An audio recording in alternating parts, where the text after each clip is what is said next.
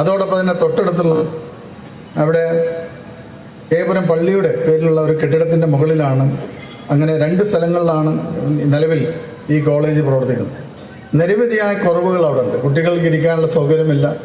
താഴെ മത്സ്യ മാർക്കറ്റ് പോലുള്ള പച്ചക്കറി മാർക്കറ്റുകളൊക്കെ ഉണ്ട്. നിരവധി പരിമിതികളുണ്ട്.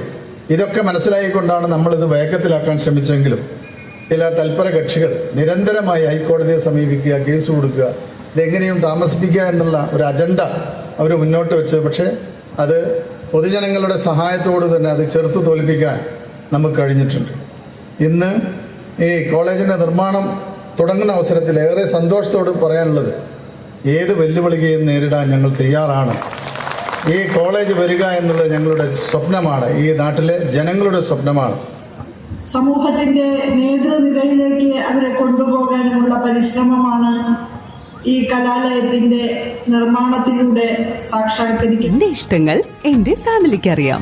Family wedding centre, Kunnamangalam, Vadakara, Manjeri, Meppadi, Tirur, Perinthalmanna and you. തീർച്ചയായും ഒരുപാട് പ്രതിബന്ധങ്ങളെ അതിജീവിച്ചുകൊണ്ടാണ് താനൂർ ഗവൺമെന്റ് കോളേജിന് കെട്ടിട നിർമ്മാണം ആരംഭിക്കുന്നത്. ഭൂമി ഏറ്റെടുക്കുന്നതിനടക്കം ഒരുപാട് തടസ്സങ്ങൾ നിലനിന്നിരുന്നു. പൂർണ്ണമായും ഹരിത പ്രോട്ടോകോൾ അനുസരിച്ച് നിർമ്മാണം ആരംഭിക്കുന്ന ഈ കെട്ടിടം ഭൂമി ഏറ്റെടുക്കലിനുൾപ്പെടെ 26.28 കോടി രൂപ ചെലവഴിച്ചുകൊണ്ടാണ് നിർമ്മാണം ആരംഭിക്കുന്നത്. ഭൂമി ഏറ്റെടുക്കുന്നതിന് 6.9 കോടിയാണ് അനുവദിക്കപ്പെട്ടിട്ടുള്ളത്. 5.5 ഏക്കർ ഭൂമിയിൽ വിസ്തൃതമായ ക്യാമ്പസോടുകൂടി എല്ലാവിധ ആധുനിക അടിസ്ഥാന സൗകര്യങ്ങളോടുകൂടി ഒരു കെട്ടിടം സാധ്യമാകുമ്പോൾ അത് തീർച്ചയായും നമ്മുടെ തീരദേശവാസികളായ കുട്ടികൾക്ക്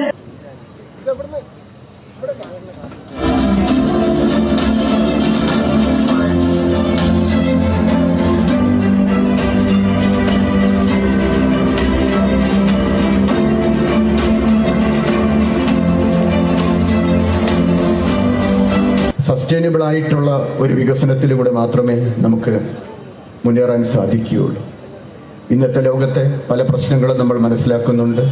ഗ്ലോബൽ വാർമിങ്ങിൻ്റെയും കാലാവസ്ഥ വ്യതിയാനത്തിൻ്റെയും പ്രശ്നങ്ങൾ അത് ലോകക്രമത്തെ എങ്ങനെ ബാധിക്കും എന്നുള്ളത് നമ്മൾ മനസ്സിലാക്കുന്നുണ്ട്. അപ്പം അതിനുള്ള ഒരു പരിശീലനം വിദ്യാർത്ഥി കാലഘട്ടത്തിൽ തന്നെ ലഭിക്കേണ്ടതാണ്.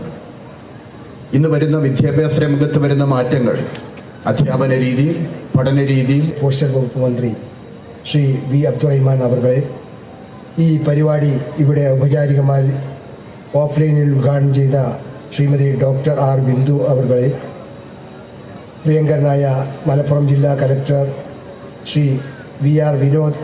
ഡയമണ്ട്സ്, മാറുന്ന കാലത്തിന്റെ ആഭരണ സങ്കല്പങ്ങൾക്കൊപ്പം. പൊന്നാനി ചാനലിൽ പരസ്യം ചെയ്യാൻ ബന്ധപ്പെടുക 8606462782.